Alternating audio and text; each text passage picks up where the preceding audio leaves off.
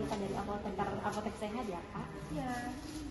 Bisa Bentar ya barangnya, saya cek dulu udah sesuai apa belum sama faktur ya barangnya. Oh ya. Hal-hal yang harus diperhatikan dalam penerimaan obat yaitu pertama mengecek nama pengirim atau nama PBF. Kemudian, obat yang diterima harus disesuaikan dengan surat pesanan atau yang biasa disebut dengan SP dengan menyamakan nama obat yang dipesan, jumlah, dan bentuk sediaan serta kekuatan atau dosis dari obat tersebut.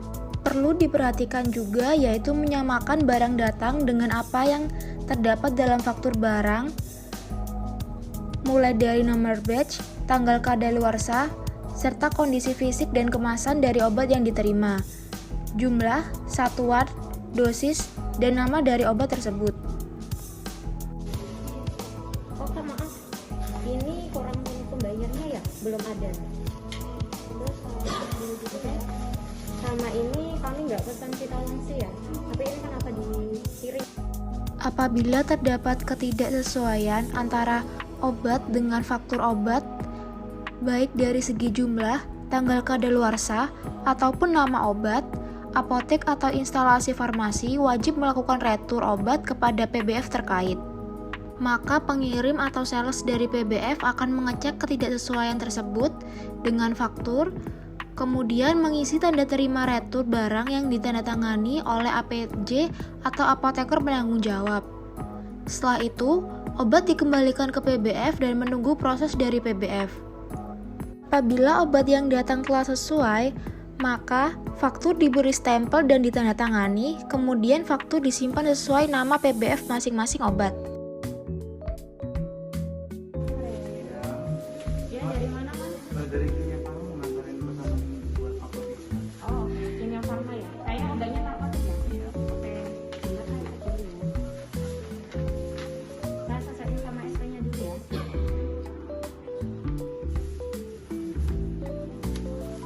Kemarin saya pesan Codein 20 mg ya. Satu box, oke sesuai. Di faktur sudah sesuai juga. Pak, cek ini sama boxnya dulu ya.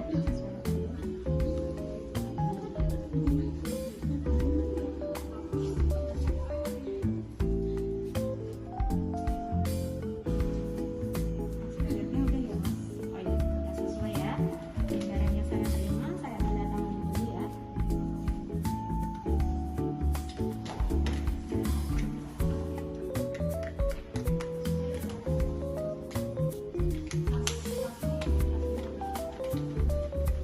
Ini untuk kopian fakturnya.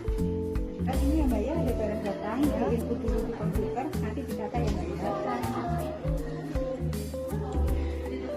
Setelah obat-obatan yang diterima sesuai, maka obat-obat tersebut diinput ke dalam sistem komputer dan diberikan harga agar memudahkan pendistribusian obat.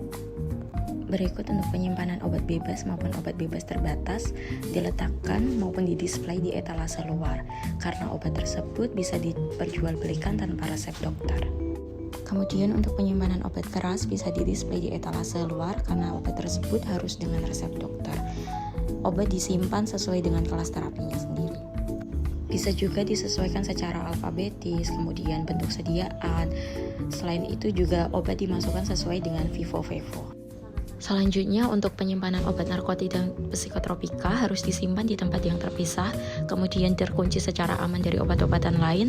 Apotek juga harus memiliki ruang penyimpanan khusus yang dilengkapi dengan penguncian ganda yang dapat hanya diakses oleh personil yang berwenang. Kemudian harus ada sistem rekam, di mana seluruh obat narkotika dan psikotropika yang masuk dan keluar dari apotek harus dicatat secara lengkap. Rekamannya harus mencakup jumlah obat, kemudian tanggal masuk, ada tanggal keluar, serta nama pasien atau dokter yang meresepkan. Selain itu juga ada pengawasan stok.